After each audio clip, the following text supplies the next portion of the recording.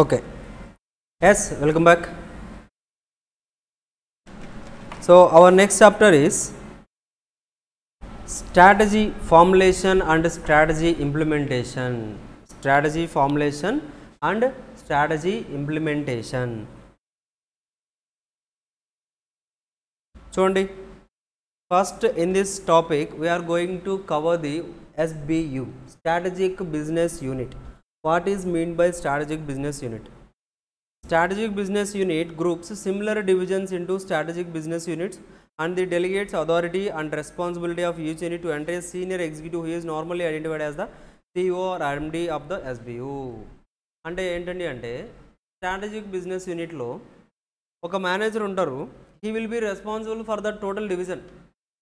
ఇప్పుడు మనకి టాటా కంపెనీ తీసుకుందాం. మనం టాటా కంపెనీలో ఏంటండి, టాటా రిలేటెడ్గా they have the Tanishq jewellers ఉంది. టాటా రిలేటెడ్గా సంథింగ్ దే హ్యావ్ లైక్ ఇప్పుడు జుడియో అని షాపింగ్ మాల్స్ ఓపెన్ చేస్తున్నారు, లైక్ క్లాత్ షోరూమ్స్ ఓపెన్ చేస్తున్నారు. అలాగే they have the retail stores ఉన్నాయి. ఫర్ ఎగ్జాంపుల్ టాటా స్టీల్ ఉంది. ఇలా ఈచ్ అండ్ ఎవ్రీ డివిజన్ ఉందా? ఒక్కొక్క డివిజన్కి ఒక్కొక్క మేనేజర్ ఉంటారు. He will be responsible for that division and he is responsible to tell to that సిఇఓకి హీఈస్ లైక్ ఏంటంటే రిపోర్ట్ చేయాలి. అతని డివిజన్లో ఎందుకు సేల్స్ ఇంక్రీజ్ అవుతుంది, సేల్స్ ఎందుకు డిక్రీజ్ అవుతున్నాయి, లేదా కాస్ట్ ఎందుకు ఇంక్రీజ్ అవుతుంది. So each and every detail కూడా సిఇఓ కానీ లేకపోతే మేనేజింగ్ డైరెక్టర్ ఎవరైతే ఉన్నారో అతనికి మనం ఏంటంటే అంటే రిపోర్ట్ చేస్తూనే ఉండాలి. That is what is it is called as strategic business unit. ఓకేనా? ఎస్బియు స్ట్రక్చర్ ఎలా ఉంటుంది సార్? అసలు ఒక స్ట్రక్చర్ ఎలా ఉంటుందండి అంటే చూడండి, first there will be a president. President అంటే ఎవరండి? ప్రెసిడెంట్ మీన్స్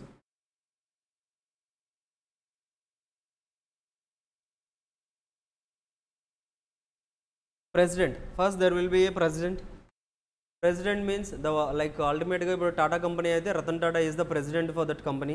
అండ్ ఆ ప్రెసిడెంట్ కింద there is so many groups like corporate R&D ఉంటుంది, కార్పొరేట్ ఫైనాన్స్ ఉంటుంది, స్ట్రాటజిక్ ప్లానింగ్ ఉంటుంది, కార్పొరేట్ మార్కెటింగ్ ఉంటుంది, హ్యూమన్ రిసోర్స్ ఉంటుంది. ఇలా మల్టిపుల్ లెవెల్స్లో డిఫరెంట్ డివిజన్స్ ఉన్నాయి. అందులో మళ్ళీ ఏంటండి అంటే ఇప్పుడు స్ట్రాటజిక్ ప్లానింగ్లో మనకి బిజినెస్ యూనిట్ ఏ ఉంటుంది, business unit B, business unit C, business unit D. Business units అంటే ఏంటండి చెప్పాను నేను, రీటైల్, ఫుడ్ ఇండస్ట్రీ అంతా కూడా ఒక డివిజన్ అవుతుంది ఇక్కడ. For example here the strategic business unit అంటే ఏంటండి, for example food and beverages తీసుకుందాం. ఫుడ్ అండ్ బెవరేజెస్ ఇది స్ట్రాటజిక్ బిజినెస్ యూనిట్ అంటే స్టీల్ రిలేటెడ్గా. సి అంటే సంథింగ్ ఇక టాటాలో మనకి ఇంకా మల్టిపుల్ కమ్యూనికేషన్స్ ఉన్నాయి, లేకపోతే లైక్ సాఫ్ట్వేర్ సర్వీసెస్, TCS. ఇలా మనకేంటంటే అంటే ఒక్కొక్క డివిజన్, ఈ డివిజన్స్ని మనం ఇక్కడ ఏమంటున్నాం అండి, బిజినెస్ యూనిట్స్ అంటున్నాం. ఆ బిజినెస్ యూనిట్స్లో కూడా దే హ్యావ్ మల్టిపుల్ డివిజన్స్, మళ్ళీ డివిజన్స్ ఉంటాయి. ఇప్పుడు మనకు ఫుడ్ అండ్ బెవరేజెస్లో తీసుకుంటే టాటా సాల్ట్ ఉంటుంది. సో టాటా రిలేటెడ్గా ఇక అదర్ ప్రొడక్ట్స్, టాటా రిలేటెడ్గా like they have the groceries. ఇలా మల్టిపుల్ లెవెల్స్లో మళ్ళీ సపరేట్ డివిజన్స్ ఉంటాయి. అంటే ఇలా మనం ఏంటంటే అంటే స్ట్రాటజిక్ బిజినెస్ యూనిట్ మేనేజర్ ఎవరైతే ఉన్నారో he is responsible for the ultimate, ఇక్కడ మెయిన్ పర్సన్స్ ఎవరైతే ఉన్నారో వాళ్ళకి రిపోర్ట్ ఇస్తూ ఉండాలి. ఆ పర్టికులర్ డివిజన్లో ఎంత ప్రాఫిట్ వస్తుంది, ఎందుకు ప్రాఫిట్ తగ్గుతుంది, each and every detail he need to report to the higher level managers. That's it. Advantages చూడండి, SBU రిలేటెడ్గా అడ్వాంటేజెస్, స్ట్రాటజిక్ బిజినెస్ యూనిట్ యొక్క advantages.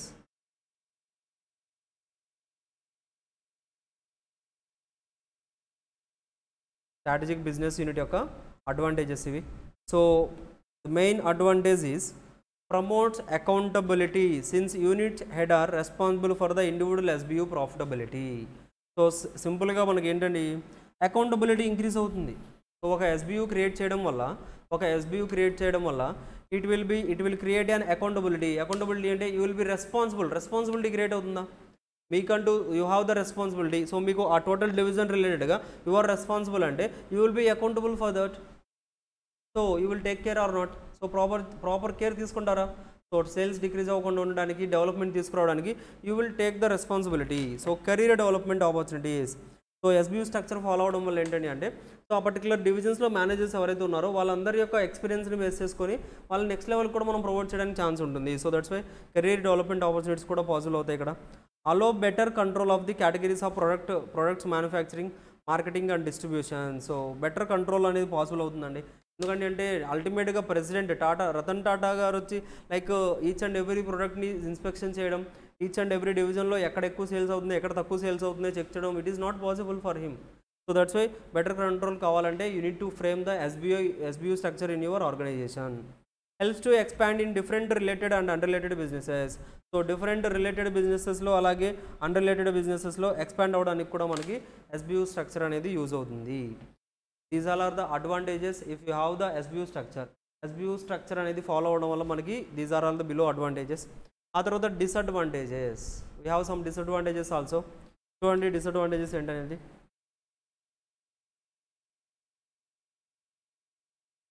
May provide inconsistent approach to tackle the customers etc. because each unit may work in its own way to handle the situations.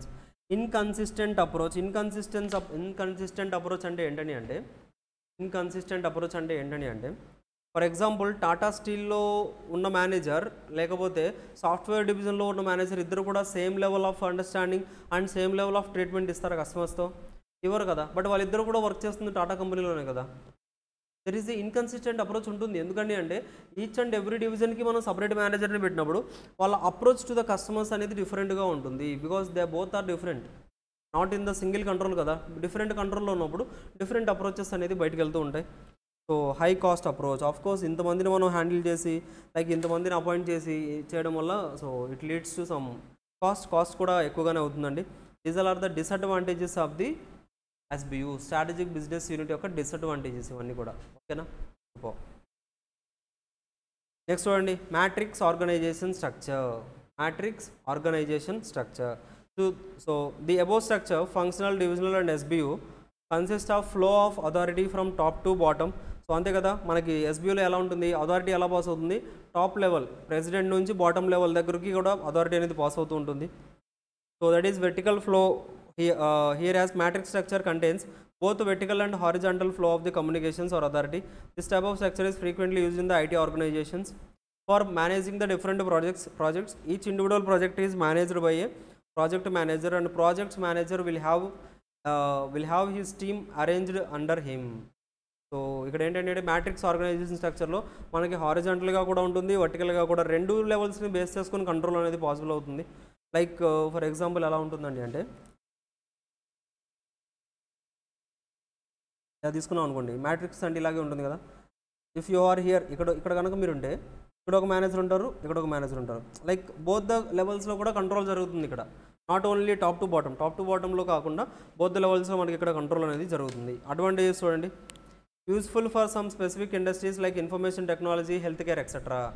So ఎవరికి ఎక్కువగా useful అవుతుందండి, like health care ఇండస్ట్రీస్కి అలాగే technology, information technology కంపెనీస్కి బాగా use అవుతుంది. Employee can see visible results of their effects. So they can see the results అనేది ప్రాపర్గా check చేసుకోగలరు. సో ఎంత బెనిఫిట్ వస్తుంది ఏంటనేది చెక్ చేయడానికి పాసిబుల్ అవుతుంది. And remove barriers to the communications. ఇక కమ్యూనికేషన్లో బ్యారియర్స్ ఏమైనా పాసిబుల్ అవుతుందా? There is no any barriers to the communication because two లెవెల్స్లో, మల్టిపుల్ లెవెల్స్లో మనకి ఏంటండి అంటే మల్టిపుల్ లెవెల్స్లో ప్రాపర్ కమ్యూనికేషన్ జరగడం వల్ల so there is no any barrier to the communication. Managing projects are easy. So projects కూడా చాలా ఈజీగా మేనేజ్ చేయగలం మనం. హౌ దిస్ ఈజ్ పాసిబుల్ అంటే సో మనం లైక్ బోత్ ద లెవెల్స్లో మేనేజర్స్ ఉండడం వల్ల అక్కడ వర్క్ అవుతుందా లేదా, జరుగుతుందా లేదా, లేకపోతే ఏదన్నా లైక్ టర్న్ ఓవర్స్ ఏదైనా డిక్రీజ్ అవుతుందా ఏంటి అనేది ప్రాపర్ చెకింగ్ అనేది పాసిబుల్ అవుతుంది. Managing projects are easy. Effective structure where environment is very dynamic. So proper structure అనేది ఫ్రేమ్ అవుతుందండి. ఒకవేళ డైనమిక్గా ఎన్విరాన్మెంట్ చాలా స్పీడ్గా ఒకవేళ లైక్ ఎన్విరాన్మెంట్ కనుక జరుగుతుంది అంటే so there is like effective structure అనేది పాసిబుల్ అవుతుంది ఇక్కడ. Disadvantages. Complex structure as this contains both vertical and horizontal flow of information. Complex structure అండి ఇది. ఎందుకండి హారిజాంటల్గా చెక్ చేసుకోవాలి, వెర్టికల్గా కూడా చెక్ చేసుకోవాలంటే సో డూప్లికేషన్ వర్క్ కూడా పాసిబుల్ అవుతుంది ఒకసారి. సో ఒక మేనేజర్ చెక్ చేసింది ఇంకో మేనేజర్ మళ్ళీ చెక్ చేస్తారు. ఎందుకు సార్ అంటే మనకి టూ లెవెల్స్లో ఉంది కదా మరి. సో డిసడ్వాంటేజ్ అది. High cost approach due to the more management positions. ఎస్బియునే మనం ఏమనుకుంటున్నాం, స్ట్రాటజిక్ బిజినెస్ యూనిటే we are thinking like it is a like మనకి ఎక్కువ కాస్ట్తో కూడుకున్న అప్రోచ్ అనుకుంటున్నాం. అలాంటిది మనకి 2 లెవెల్స్లో అథారిటీ ఉంటే సో కంపల్సరీగా మనకి ఏంటండి అంటే so this matrix organisation structure is relatively more cost than when compare to the ఎస్బీయూతో పోల్చుకుంటే ఇది ఇంకా కాస్ట్ ఎక్కువ ఉంటుందండి. Dual line of authority. So dual line of authority అనేది చెప్పాను కదా, డూప్లికేషన్ ఆఫ్ వర్క్ అనేది పాసిబుల్ అవ్వడానికి ఛాన్స్ ఉంటుంది ఇక్కడ. Conflicts arise in the allocation of resources allocation అప్పుడు చాలా కాన్ఫ్లిక్ట్స్ వస్తాయి. సో 2 లెవెల్స్లో మేనేజర్స్ ఉన్నప్పుడు so both will contradict. So ఒకళ్ళేమో రిసోర్సెస్ ఇవి కావాలంటారు, ఇంకొకళ్ళేమో అదర్ రిసోర్సెస్ కావాలంటారు. సో వాళ్ళిద్దరి మధ్య ప్రాపర్ కమ్యూనికేషన్ గ్యాప్ కమ్యూనికేషన్ అంటే ఇట్ ఈస్ కాన్ఫ్లిక్ట్ అనేది ఎక్కువగా జరగడానికి ఛాన్స్ ఉంటుంది. So these all are the advantages and disadvantages of the matrix organisation structure. Clear everyone? Clear? ఇంతవరకు అర్థమైందా? ఎస్. నెక్స్ట్ వన్ చూడండి, business process reengineering. BPR. Business process reengineering అంటే ఏంటండి? సింపుల్ డెఫినేషన్స్, మెయిన్ పాయింట్స్ కొన్ని ఉంటాయి. ఆ main points కంపల్సరీగా ఎగ్జామ్లో మీరు రాయాల్సిందే. So will discuss those main points. See here.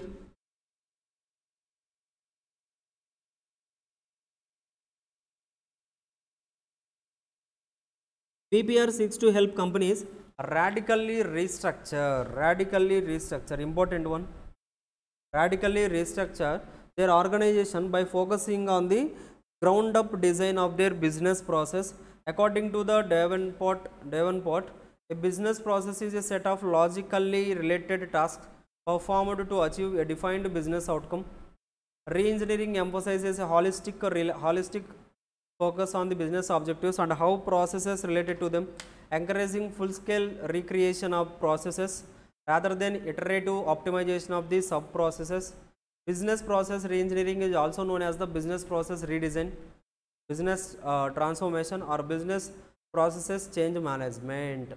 So business process re-engineering BPR అంటే ఏంటండి అంటే there must be a radical redesign కంపల్సరీగా జరగాలి. For example SBI, state bank of India తీసుకుందాం.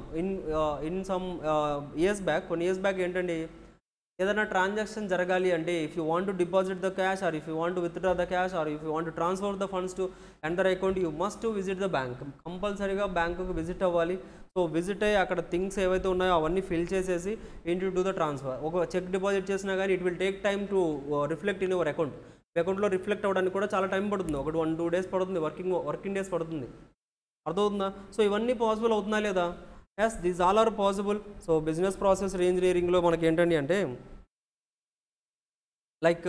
బిజినెస్ ప్రాసెస్ రీఇంజనీరింగ్లో మనం ఒక రాడికల్ రీడిజైన్ చేయాలి. రాడికల్ రీడిజైన్ అంటే ఇప్పుడు SBIలో అలా ప్రాసెస్ జరుగుతుందా, ఫిజికల్గా మనం బ్యాంక్ వెళ్ళేవాళ్ళం. But afterwards they changed the total process change చేసి they introduced the internet banking introduce చేశారా? As they introduced the internet banking. Through the internet banking use చేయడం వల్ల సో మనం బ్యాంక్ వెళ్ళాల్సిన అవసరం ఉందా? No need. Account transfer as possible. Cash withdrawal, ATMs అవైలబుల్గా change చేశారు. No need to go to the bank. డిపాజిట్కి కూడా మీరు బ్యాంక్ వెళ్ళాల్సిన అవసరం లేదు. సో ATM దగ్గరే మనకి CDM మిషన్స్ కూడా పెడుతున్నారు. So cash deposit machines. So you can deposit in those. చూడండి ఎంత చేంజ్ తీసుకొచ్చారో. Yes, they made this change by using the information technology use చేసి they have made so many things in this. ఓకేనా? చూడండి, business process reengineering. So steps ఎలా ఉంటాయి చూడండి business process రీఇంజనీరింగ్లో. Develop vision and objectives. Of course ఎక్కడైనా కానీ మన విజన్ ఏంటి, ఆబ్జెక్టివ్స్ ఏంటి. విజన్ అండ్ ఆబ్జెక్టివ్స్ అంటే SBI యొక్క విజన్ ఆబ్జెక్టివ్స్ ఏముంటాయండి? కస్టమర్ సర్వీసెస్ ప్రొవైడ్ చేయాలి. So best customer service and best customer relationships maintain చేయాలి.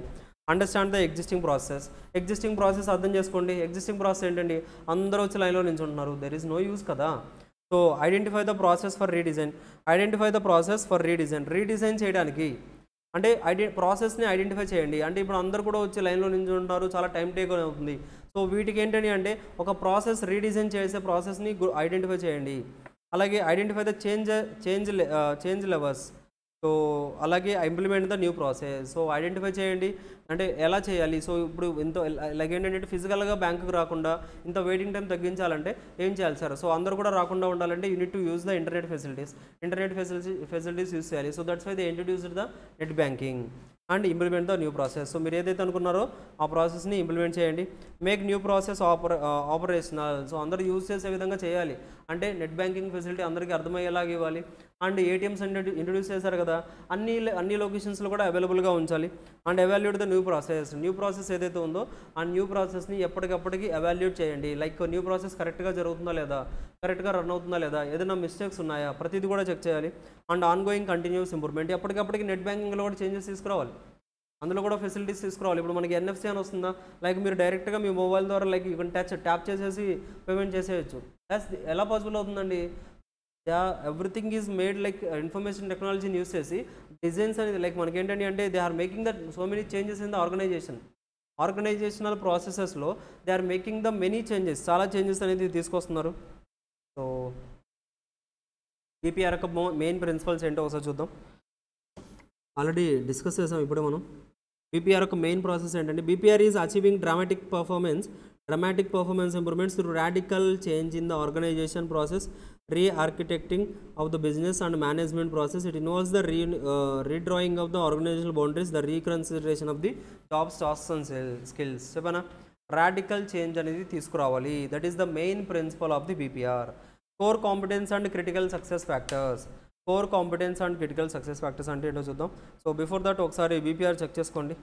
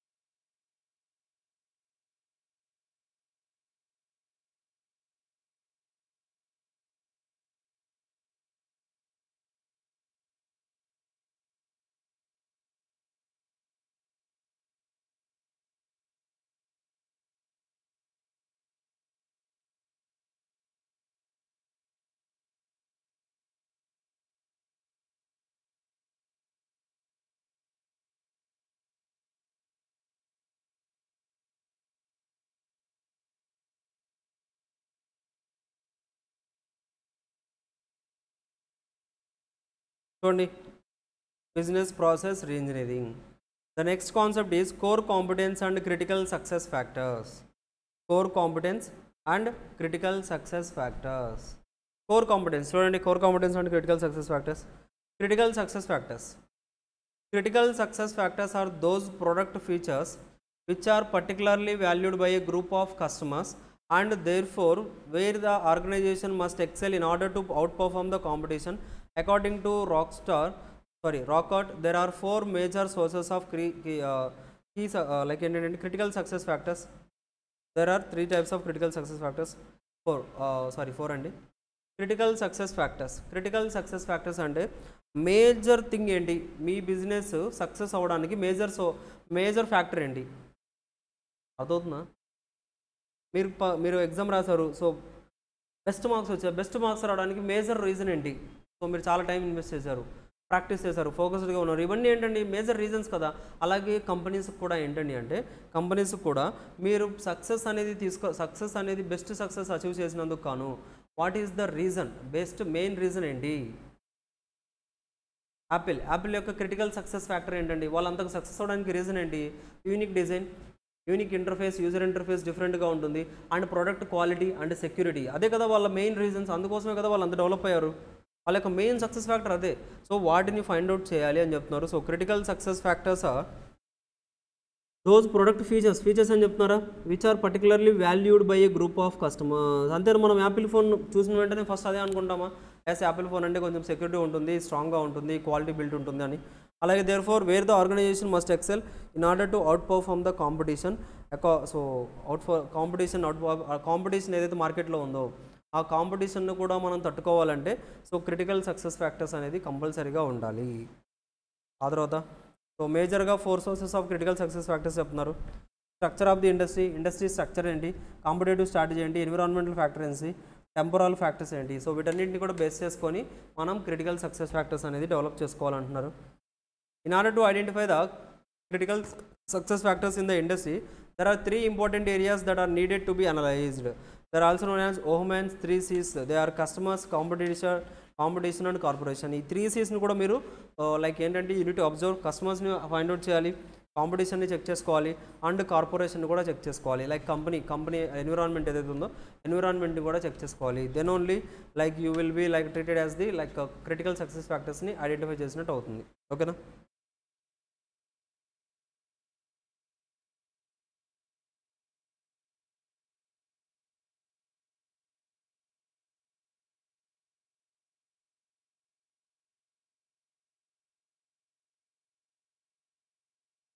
కొన్ని క్వశ్చన్స్ ఉన్నాయండి ఈ చాప్టర్లో.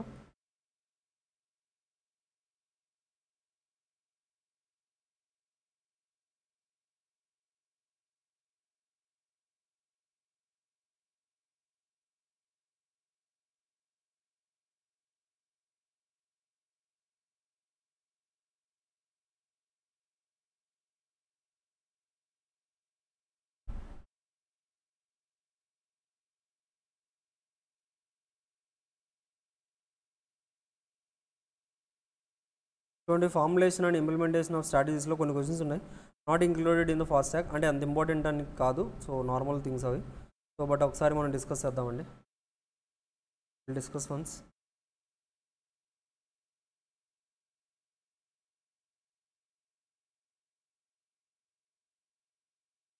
First one, production strategy.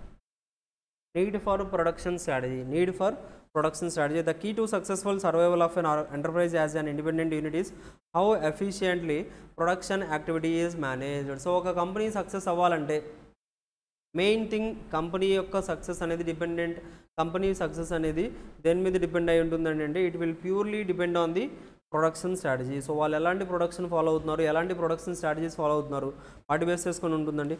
The 2 major factors that contribute to business failures are obsolescence of the product line and excessive production cost. So contribute to the business ఎక్కువగా fail అవడానికి reason ఏంటంటే అంటే obsolescence of the product line and excessive production cost. So ప్రొడక్షన్ని ప్రాపర్గా handle చేయకపోవడం, అలాగే production లైన్స్లో మనం ఏంటంటే డెవలప్మెంట్ తీసుకురాకపోవడమే మనకు లైక్ ప్రొడక్ట్ అనేది ఫెయిల్ అవడానికి main reason. These factors themselves have been outcome in the inefficient production planning. Formulating production strategy. So production స్ట్రాటజీని ఫార్ములేట్ చేయడం అంటే ఎలా చేయాలి sir? So study the overall corporate plan. So అంటే మీరు ప్రొడక్షన్ స్ట్రాటజీని డెవలప్ చేయాలంటే ఓవరాల్ కార్పొరేట్ ప్లాన్ ఏదైతే ఉందో ప్లాన్ని డిసైడ్ చేసుకోండి.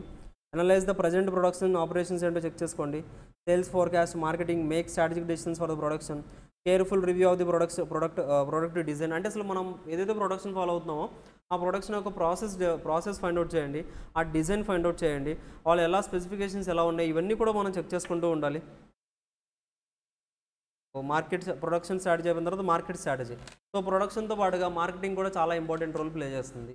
జస్ట్ బికాస్ ఆఫ్ మార్కెటింగ్ కూడా కొన్ని ప్రోడక్ట్స్ సేల్ అవుతుంటాయండి, కొన్ని కాదు మ్యాక్సిమం సేల్ అవుతుంటాయి జస్ట్ బికాస్ ఆఫ్ మార్కెటింగ్. అంటే మార్కెటింగ్ ఎంత ఇంపార్టెంటో మీరు just because of marketing there will be like chances like the first and foremost role is that stimulates potential aggregate demand and thus enlarges the size of the market.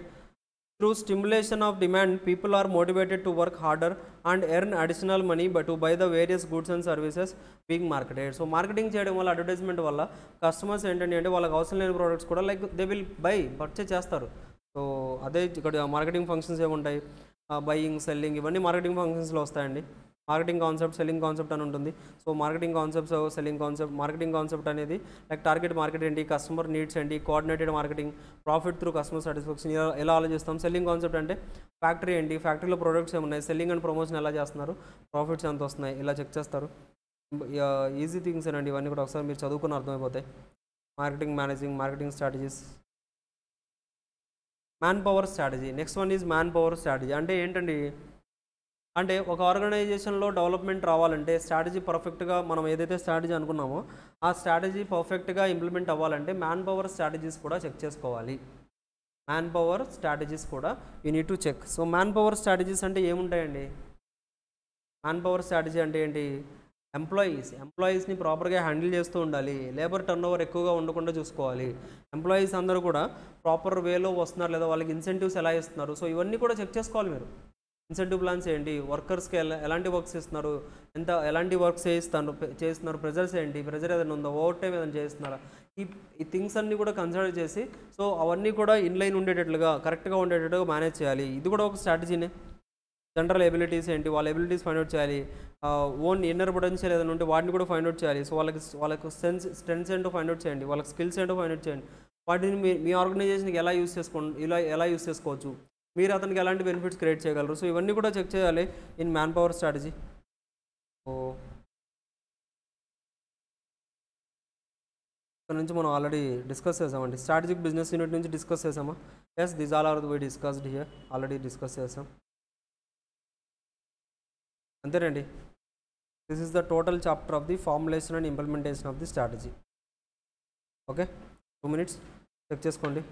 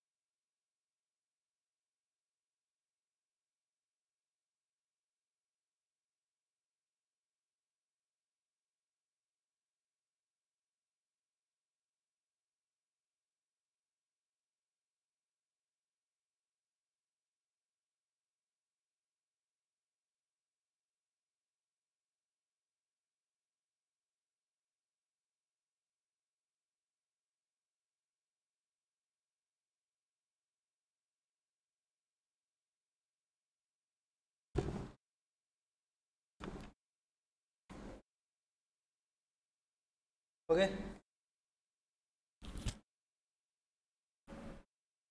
we'll start with the last chapter of our strategic management, digital strategy. Digital strategy.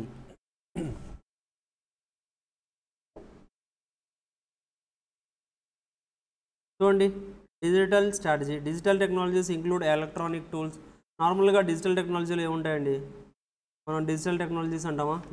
Digital India చెప్తామా? Digital India అంటే ఏంటి?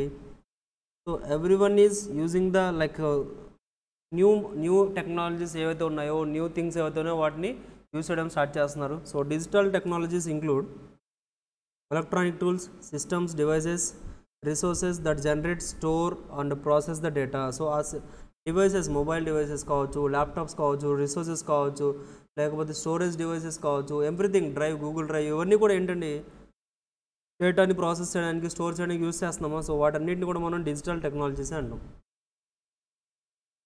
Digital technology అంటే ఏంటి? Digital ఫామ్లో ఉంటుంది. Like zeros, ones, binary language ఉంటుంది కదా, so ఆ లాంగ్వేజ్లో ఉంటుంది. ఇవన్నీ ఇంట్రొడక్షన్, లైక్ మనకి డిజిటల్ టెక్నాలజీ ఎలా వచ్చింది ఏంటి, అసలు బేసిక్ థింగ్స్ అని చెప్తానండి. చూడండి, the 5 following questions become relevant for an organizations digital transformation. So for example, మీరు ఇప్పుడు మాన్యువల్గా ఆపరేషన్స్ చేస్తున్నారు, డే టు డే యాక్టివిటీస్ అన్నీ కూడా. అయితే now you want to convert you want to transfer to the digital transformation అవుదాం అనుకుంటున్నారు. Now you want to convert into the digital ట్రాన్స్ఫర్మేషన్లోకి వెళ్దాం అనుకుంటున్నారు. సో డిజిటల్ ట్రాన్స్ఫర్మేషన్కి వెళ్ళాలనుకుంటే కొన్ని క్వశ్చన్స్ మీరు మైండ్లో పెట్టుకోవాలి. ఏంటండి? Does the digital technology change the business you should be in? అంటే డిజిటల్ టెక్నాలజీ ఏదైతే ఉందో, digital technology change the business you should be in. So digital technology మనకి చేంజ్ చేస్తుందా? లైక్ మనం ఎక్కడైతే ఉన్నామో, మనం ఏ బిజినెస్లో అయితే ఉన్నామో ఆ బిజినెస్ని చేంజ్ చేస్తుందా? లైక్ ఇప్పుడు మీరు నార్మల్గా ఆపరేషన్స్ చేస్తున్నారు, మీరు ఇప్పుడు డిజిటల్ టెక్నాలజీ యూస్ చేయడం వల్ల మీ టోటల్ ప్రాసెస్లో ఏదైనా చేంజెస్ వస్తున్నాయా? ఎస్, వస్తున్నాయా లేదో చెక్ చేసుకోవాలి, క్వశ్చన్ చేసుకోవాలి. How could digital technology improve the way you add value to the business you are in? So digital technology అనేది improve the way you add value to the business you are in. So మీరు ఇప్పుడు ఏదైతే business ప్రాసెస్లో ఉన్నారో, ఏదైతే యాక్టివిటీస్లో ఉన్నారో అవి ఏంటండి అంటే మీకు ఎలా వాల్యూ యాడిషన్ అనేది ఎలా క్రియేట్ అవుతుంది? Digital technology improve the way you add value to the business you are in. So మీకు ఏంటండి అంటే బిజినెస్లో ఉండడం వల్ల మీకు ఎలా టెక్నాలజీ ఏదైతే ఇప్పుడు యూస్ చేస్తున్నారో అది మీకు ఎలా వాల్యూ అడిషన్ అవుతుంది? ఇప్పుడు digital technology change your target customer.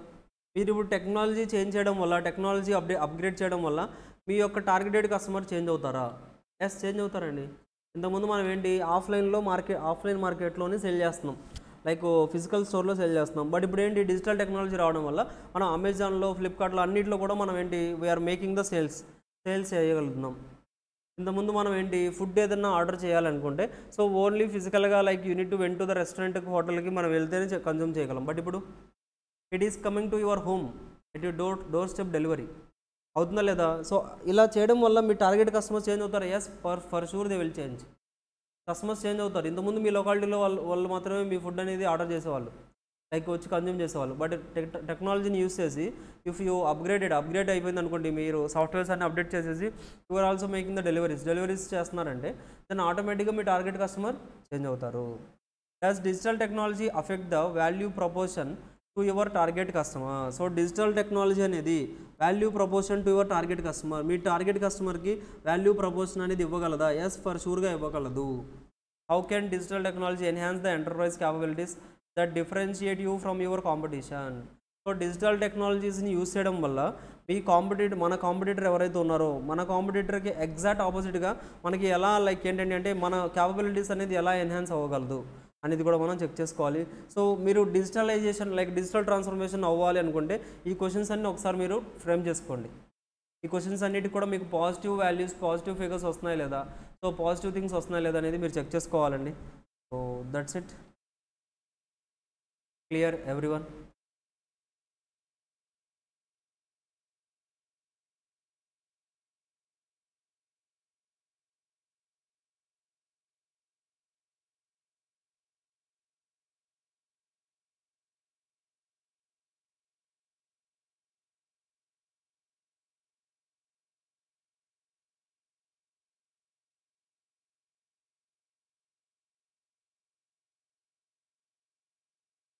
Next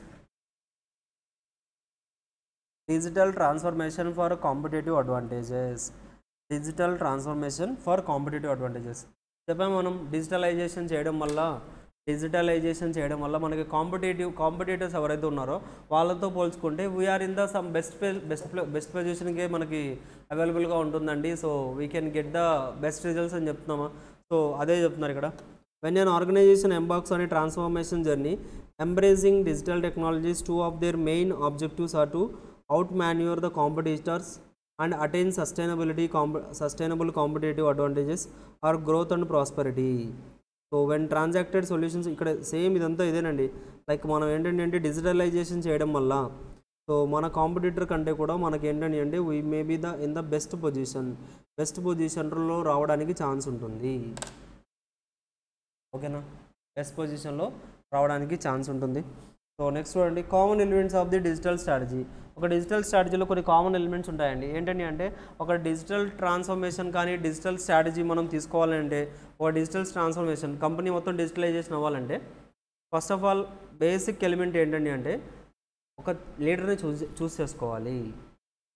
లీడర్ని చూస్ చేసుకోవడం ఏంటండి అంటే లీడర్ని చూస్ చేసుకోవడం అంటే లైక్ లీడర్ ఎవరైతే ఉన్నారో లీడర్ మనకి ఏంటంటే టెక్నాలజికల్గా లీడర్ మనకి సపోర్ట్ చేస్తేనే కదా మీరు లైక్ టెక్నాలజీ డెవలప్మెంట్ తీసుకురాగలరు. ఒక లీడర్ ఎవరైతే ఉన్నారో లీడర్ మీకు టెక్నాలజికల్గా సపోర్ట్ ఇవ్వాలి. ఎస్, టెక్నాలజికల్గా డెవలప్మెంట్ తీసుకొస్తామని అతను చెప్తేనే కదా మీరు చేయగలరు. అప్పుడే కదా డిజిటల్ ట్రాన్స్ఫర్మేషన్ జరుగుతుంది. So that's why choosing a proper leader is the common element for the digital strategy. ఒక డిజిటల్ స్ట్రాటజీకి కామన్ ఎలిమెంట్ ఏంటండి అంటే ఒక లీడర్ని చూస్ చేసుకోవడం. చూడండి, this is arguably the most important part of creating a digital strategy. ఒక digital strategy create చేయడానికి ద బేసిక్ థింగ్ ఈజ్ ఒక లీడర్ని చూస్ చేసుకోవడం. But choosing the right person will depend on the company culture, structure and priorities. Whether companies place leadership with the CEO or an appropriate Chief Digital Officer, the leader's influence will need to match the scope of the digital strategy. Otherwise, it will be difficult to create the full buy-in from each department necessary to make effective changes. So సింపుల్గా ఒక proper లీడర్ని select చేసుకున్నప్పుడు మాత్రమే digital strategy అనేది successful అవుతుంది. So ఎలా select చేసుకోవాలి sir, ఏ బేస్లో మనం సెలెక్ట్ చేసుకోవాలనేది it is depend on the company culture and అలాగే కంపెనీ యొక్క స్ట్రక్చర్ అండ్ కంపెనీ యొక్క ప్రయారిటీస్, వాటిని బేస్ చేసుకొని ఉంటుంది. సో కంపెనీలో ఎలాంటి కల్చర్స్ ఉన్నాయో ఆ కల్చర్స్ని బేస్ చేసుకొని they will decide the leader. అలా కంపెనీలో ఎలాంటి స్ట్రక్చర్ ఉంది, కంపెనీ ఎలాంటి వాటికి ప్రయారిటీస్ ఇస్తున్నారు, సో దాన్ని బేస్ చేసుకుని ఒక లీడర్ని సెలెక్ట్ చేసుకోవడం జరుగుతుంది. అలాగే నెక్స్ట్ వన్ ఏంటండి, next element of the digital strategy. Digital స్ట్రాటజీలో నెక్స్ట్ ఎలిమెంట్ ఏంటండి అంటే అటాక్ వర్సెస్ డిఫెండ్. అంటే చూడండి, McKinsey and company emphasises that companies would do well to categorise their potential threats and opportunities in digital businesses, then compare these against their own purpose. This clarifies whether a proactive or defensive stance needs to guide a new initiative. అంటే మనకి ఏంటండి అంటే ఒక new strategy, ఒక new technology మనం introduce చేసామంటే you need to be in a attack versus defend పొజిషన్లో and attack పొజిషన్లో రెండు కూడా ఉండాలి. నథింగ్ బట్ ప్రొయాక్టివ్ ఉండాలి, అలాగే రియాక్టివ్ కూడా ఉండాలి. ప్రొయాక్టివ్ అండ్ రియాక్టివ్ అంటే ఏంటి సార్? రియాక్టివ్ అంటే ఏంటంటే ఒక సిచ్యువేషన్ జరిగిన తర్వాత you are reacting to that activity. ఆ యాక్టివిటీ జరిగిన తర్వాత మీరు రియాక్షన్ ఇస్తున్నారు, దాన్ని మనం రియాక్టివ్ స్ట్రాటజీ అంటాం. ప్రొయాక్టివ్ అంటే ఆ యాక్టివిటీ జరగక ముందుగానే యూ హ్యావ్ మేకెన్ ద థింగ్స్ రెడీగా థింగ్స్ అన్నీ కూడా మీరు ఏంటంటే అంటే మేనేజ్ చేయగలిగారు, దట్ ఈజ్ ప్రొయాక్టివ్. సో అంటే nothing but attack and defend కూడా అలాగేనండి.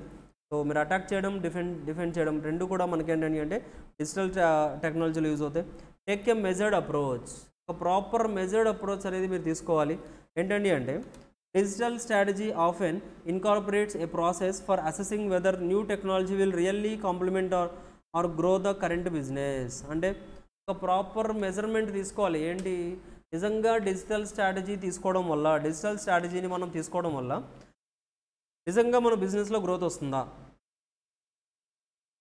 అదవుతుందా? Is there real growth? So complement or grow the current business నిజంగానే ఇంప్రూవ్మెంట్ వస్తుందా లేదా? ఒక ప్రాపర్ మెజర్మెంట్ అనేది మీరు ప్లాన్ చేసుకోవాలి. If you fear that your company is already behind on digital, it can be tempting to rush into a project without looking it how it fits your current strategy. అంటే ఏంటండి, అందరూ strategies అందరూ కూడా digitalisation చేశారు కదా అని మనం కూడా డిజిటలైజేషన్ చేస్తున్నాం. యూజ్ ఏంటి? మీ కంపెనీకి అసలు డిజిటలైజేషన్ అవసరం లేదు. ఫర్ యువర్ కంపెనీ డిజిటలైజేషన్ అవసరం లేదు. అందరూ కూడా కంపల్సరీగా కస్టమర్స్ అంటే ఫిజికల్గా మీ స్టోర్కి విజిట్ చేయాల్సిందే. హాస్పిటల్, కోర్స్ హాస్పిటల్స్ కూడా ఇప్పుడు అవుతున్నాయి. ఫర్ ఎగ్జాంపుల్ స్కానింగ్ చేయడం కానీ కొన్ని థింగ్స్ ఉంటాయి. కంపల్సరీగా మనం ఏంటండి ఆ యొక్క స్కానింగ్ సెంటర్కి వెళ్ళాలి, లేకపోతే హాస్పిటల్ని విజిట్ చేయాల్సిందే. అంటే అందరూ కూడా డిజిటలైజేషన్ చేస్తున్నారు, మనం కూడా డిజిటలైజేషన్ చేద్దాం అంటే స్కానింగ్ కూడా ఆన్లైన్లో చేసేస్తారా? ఫోటో తీసి పంపిస్తే స్కాన్ చేసి ఇస్తారా మీరు? నాట్ పాసిబుల్ కదా. సో అందుకని మీకు అసలు ఫస్ట్ ఆఫ్ ఆల్ ఆ టెక్నాలజీ మీకు అడాప్ట్ అవుతుందా లేదా చెక్ చేసుకోండి. అంతేగాని అందరూ టెక్నాలజీ యూస్ చేశారు కదా అని మనం కూడా టెక్నాలజీ యూస్ చేస్తే there is no use. So take a proper measured approach. Future proof అంటే మీరు ఇప్పుడు ఏదైతే టెక్నాలజీ యూస్ చేస్తున్నారో that needs to be in the ఫ్యూచర్లో యూజ్ అవ్వాలి. ఫ్యూచర్లో మళ్ళీ అప్గ్రేడ్, ఫ్యూచర్లోకి వెళ్ళిన వెంటనే మీరు ఇప్పుడు ఏదైతే టెక్నాలజీ అప్గ్రేడ్ చేశారో అది మళ్ళీ ఆ తర్వాత ఒక 1 year తర్వాత యూజ్లెస్ అయిపోతుంది. అలా చేయడం వల్ల యూజ్ ఏముందండి? దెర్ ఈజ్ నో యూస్ కదా. సో కంపల్సరీగా ఏంటంటే అంటే ఫ్యూచర్ ప్రూఫ్ ఉండాలి. సో మీరు ఏదైతే టెక్నాలజీ యూస్ చేస్తున్నారో ఆ టెక్నాలజీ ఇప్పుడు ఏదైతే టెక్నాలజీ యూస్ చేస్తున్నారో ఫ్యూచర్లో కూడా యూజ్ అయ్యే విధంగా ఉండాలి. దాన్ని మనం ఫ్యూచర్ ప్రూఫ్ అంటాం. So these are the common elements of the digital strategy. Digital స్ట్రాటజీలో కామన్ ఎలిమెంట్స్ అండి ఇవన్నీ కూడా. Innovations and disruptive business models. So innovation is mandatory. So innovation అనేది కంపల్సరీగా ఉండాలి for business development. Like digital strategies develop అవ్వాలంటే innovation compulsory అండి. చూడండి, innovation, there is a need to come out from the aura of the buzz world, conducting exploratory analysis for identifying here to unattended or unresolved problems and latent demands of society from the perspective of the business domain and beyond the become imperative, applying groundbreaking thoughts to determine cost effective ways for meeting those demands and solving problems with a win and win approach for both customer and the business entity have become the need for the hour. This may cause disruptions to existing players.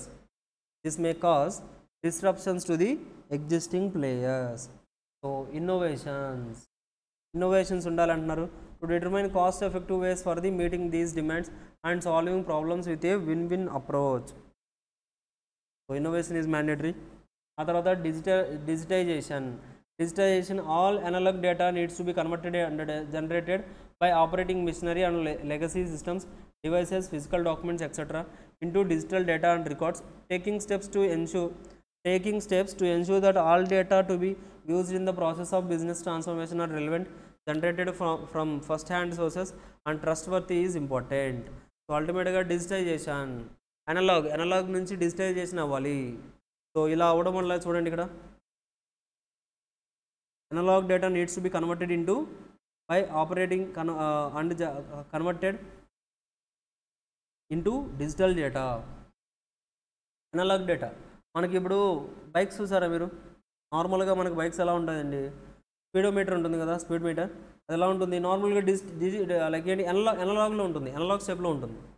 ఇప్పుడు new bikes కొన్ని వస్తున్నాయి మనకి, ఇప్పుడు ఎలా వస్తుంది digitalisation వస్తుంది, digital mode వస్తుంది చూసారా.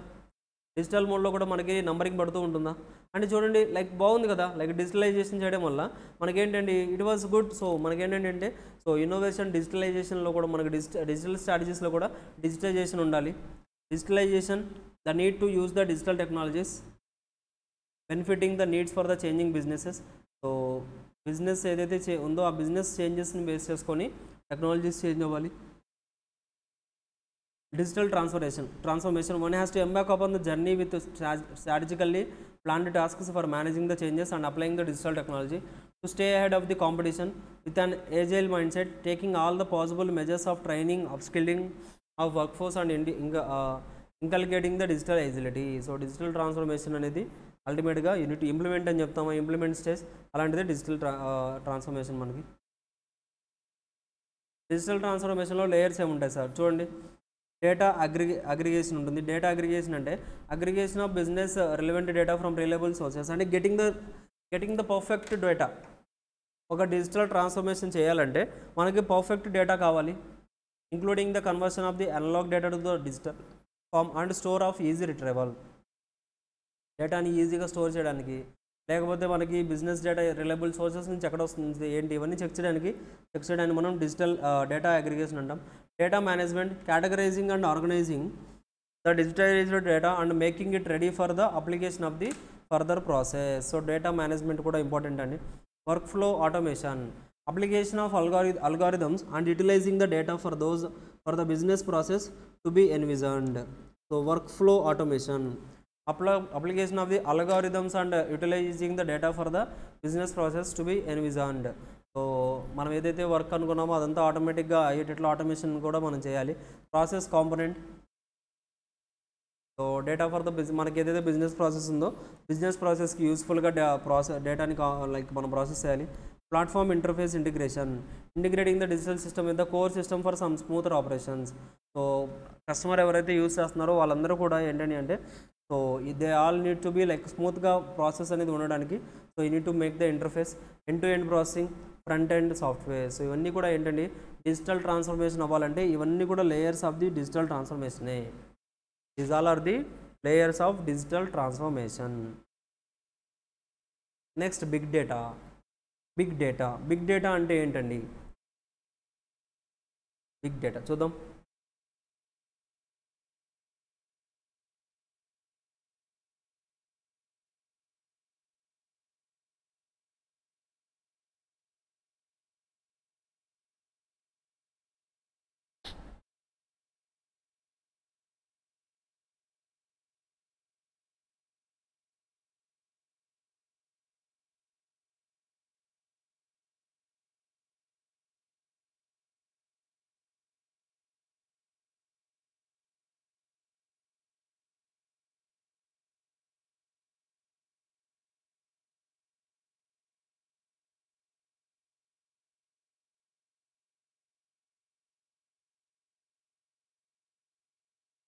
సో ఇంతవరకు చెక్ చేసుకోండి. Layers of digital transformation.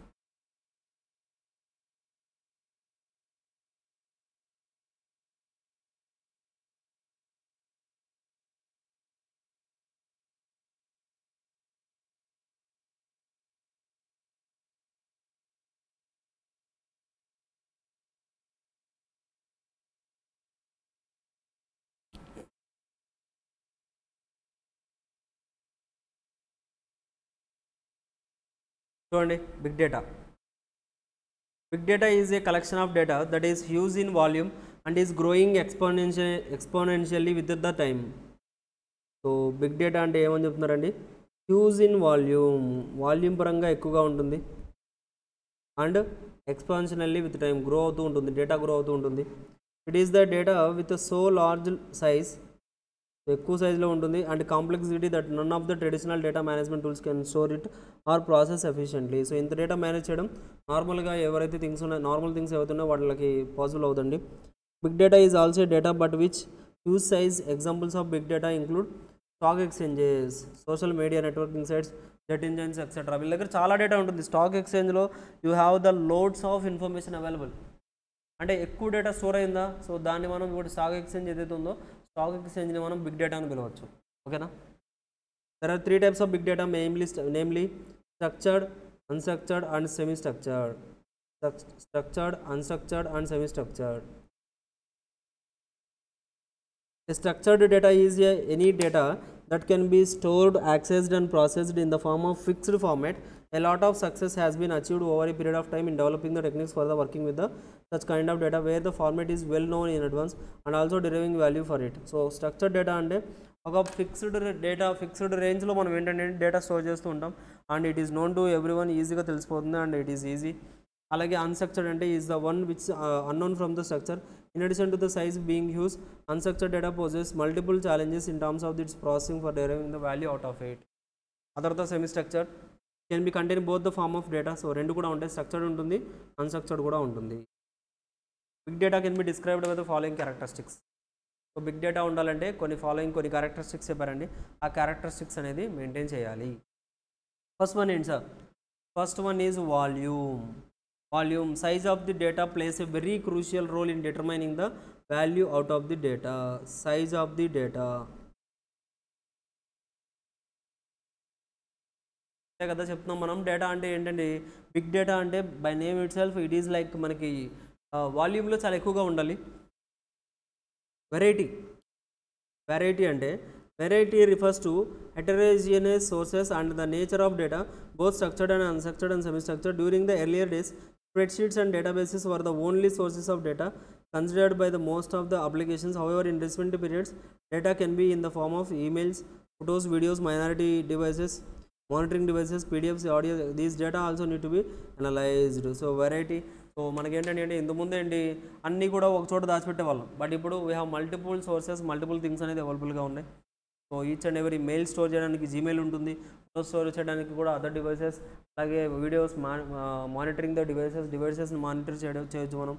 ఇలా మల్టిపుల్ థింగ్స్ అనేది మనకి అవైలబుల్గా ఉన్నాయి.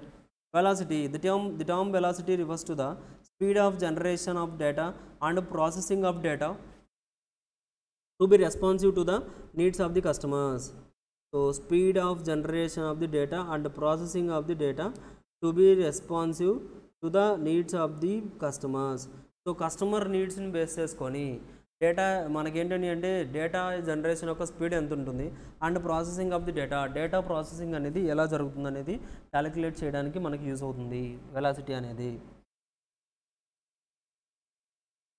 To be responsive to the needs of the customer. Big data velocity deals with the speed at which data flows from sources like business processes, application logs, networks. So, variability. This refers to the inconsistency which can be shown by the data at times, thus the hampering the process of being able to handle and manage the data effectively. So, variability and inconsistency. Just hampering the process of being able to handle and manage the data effectively. So మనకి ఏదైతే data ఉందో ఆ డేటాకి మనం ఏదైతే data ఇప్పుడు follow అవుతున్నామో ఆ two డేటాస్కి యొక్క ఇన్కన్సిస్టెన్సీస్ని find out చేస్తాం మనం ఇక్కడ. The following are the some of the benefits of big data processing.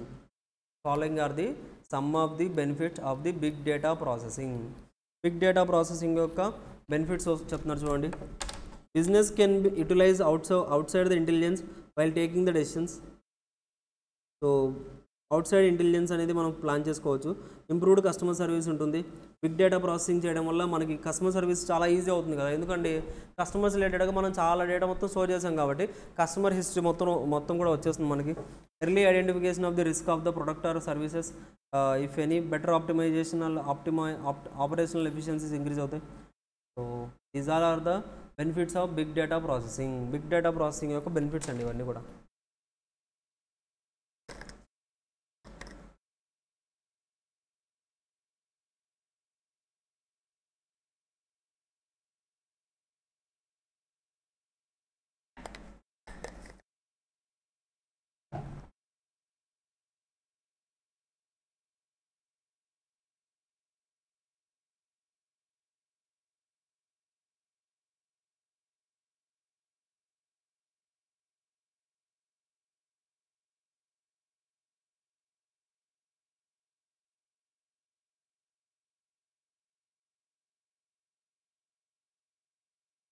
We are yet to complete the chapter అండి. సో ఆఫ్ కోర్స్ ఆల్మోస్ట్ మనం టోటల్ ఎస్ఎంని ఐ థింక్ సో 3 to 4 అవర్స్లో complete చేస్తున్నాం అండి total ఎస్ఎంని. That is the best thing.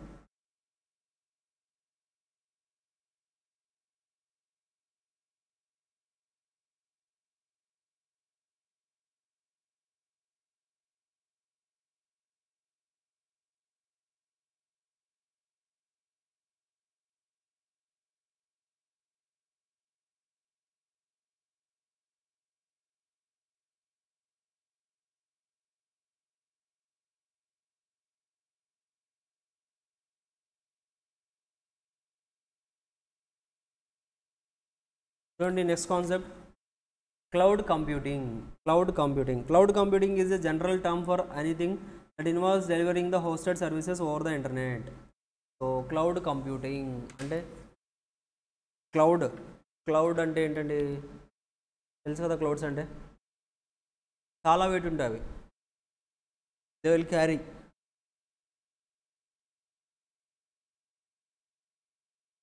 అంత wait ఏదైతే ఉందో ఆ క్లౌడ్ అంతా కూడా ఒక ప్లేస్ నుంచి ఇంకో ప్లేస్కి వెళ్తున్నా. అలాగే క్లౌడ్ కంప్యూటింగ్ అన్న అదేనండి.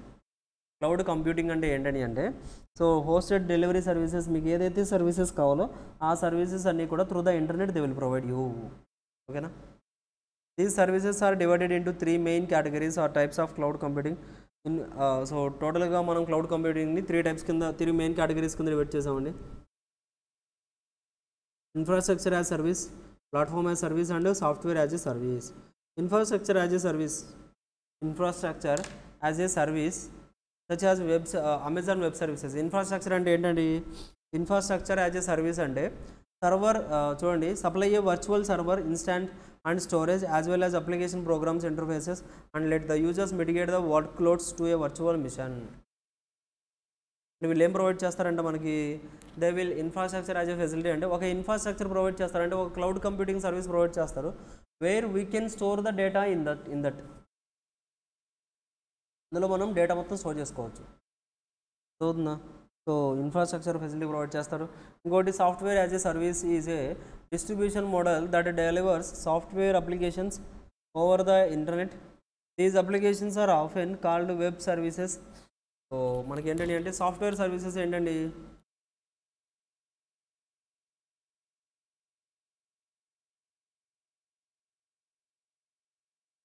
These applications are often called web services. Cloud can be private or public. So cloud ఏదైతే ఉందో అది పబ్లిక్ అయినా ఉండొచ్చు, ప్రైవేట్ కూడా అయినా అయి ఉండొచ్చు. Public cloud cells the like public cloud అంటే అందరికీ సెల్ చేస్తుంటారు, ప్రైవేట్ అంటే స్పెసిఫిక్గా మీకోసం మాత్రమే ఆ యొక్క స్టోరేజ్ అనేది సెల్ చేస్తారు.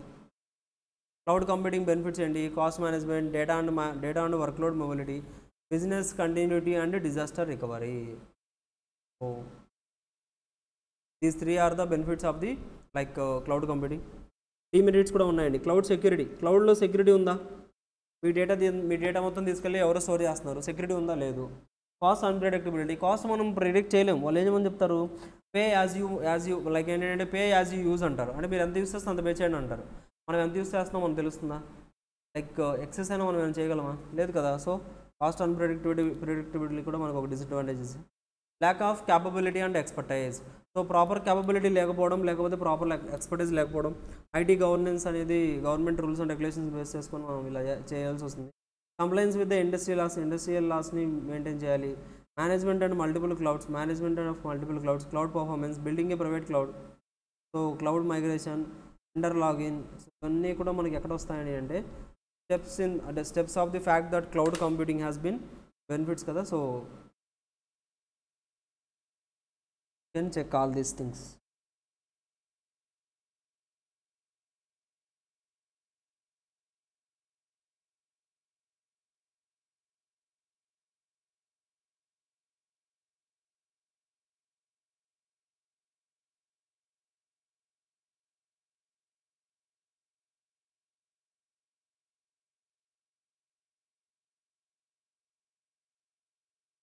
Next one, cloud migration. The process of moving applications and other data to a cloud infrastructure often causes complications. Migration projects frequently taken longer than the anticipated and go over budget. Cloud migration అంటే ఒక company cloud నుంచి ఇంకో కంపెనీకి మారాలంటే ఏమవుతుంది, so it is difficult అని చెప్తున్నారు. So కాకపోతే పాసిబుల్ అయితే అవుతుంది. Vendor login, switching between the cloud providers can cause significant issues. This include technician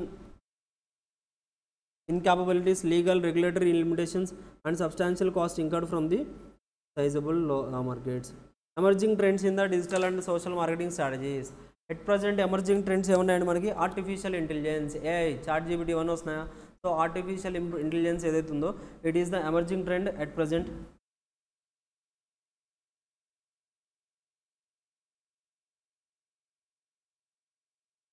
Artificial intelligence is intelligence exhibited by missions and systems with missions initiating functions which are mostly related with the human cognition. There are three levels of the AI, namely narrow AI, general AI and human level or super AI. Narrow AI refers to the current state of the art which exciting the software that automates a traditionally human acting. So ఇలా మనకి ఏంటంటే artificial intelligence, so So with that you can like use the data and you can save, like you can reduce the data burden. ఇవన్నీ కూడా మనం చేయగలమండి ఇందులో. Blockchain is a shared immutable ledger that facilitates the process of recording transactions and tracking assets in a business network.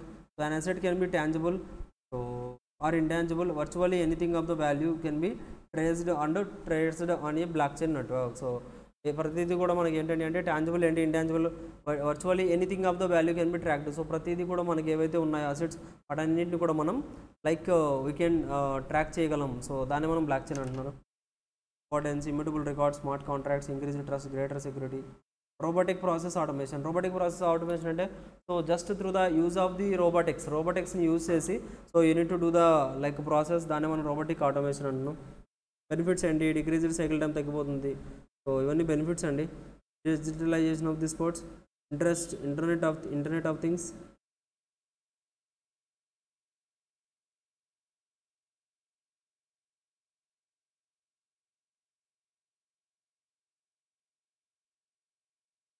చూడండి ఒకసారి 2 minutes. Almost completed అండి important questions అన్నీ కూడా.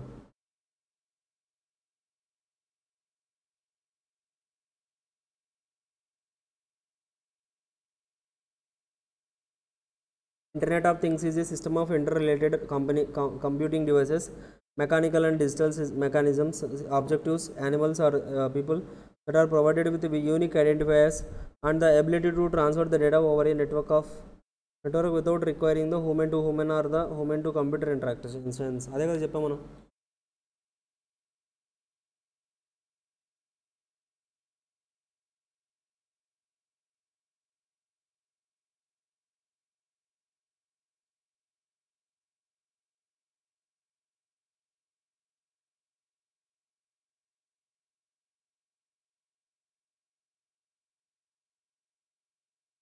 Affiliated marketing is similar to the referral programs. Affiliated marketing అంటే nothing but similar programs అండి. Like referrals చేస్తూ ఉంటారు. So referral చేసినందుకు కానీ you will get the finance. Mobile marketing, of course initiatives can include many of the digital marketing strategies mentioned above and typically will leverage is combination of the text messages. That's it అండి. It is the end of the digital strategy.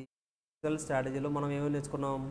Digital స్ట్రాటజీలో కూడా we have learn like digital strategy అంటే ఏంటి, digital transformation యొక్క benefits ఏంటి, disadvantages ఏంటి, and everything we have learn so far. చెప్పండి, any doubts still now? ఇంతవరకు కూడా ఏదైనా డౌట్స్ ఉన్నాయా?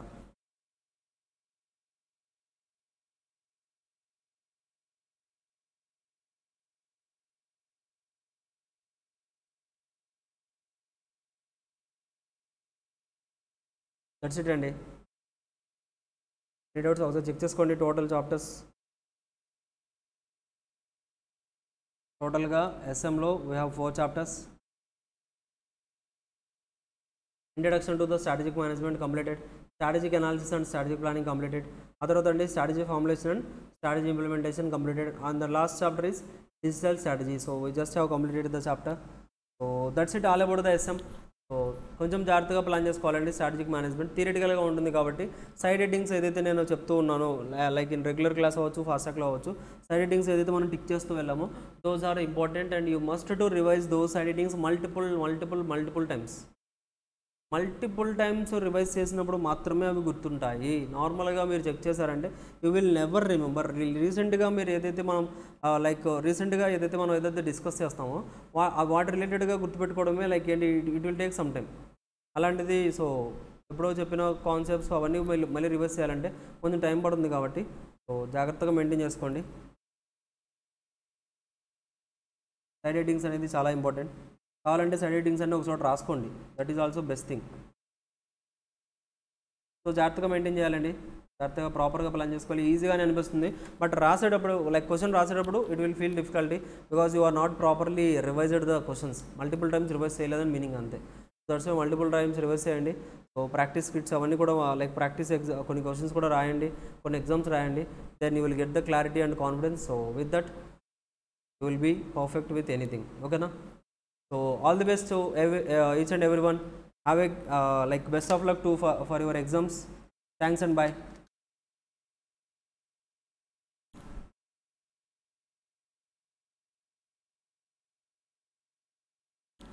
Record.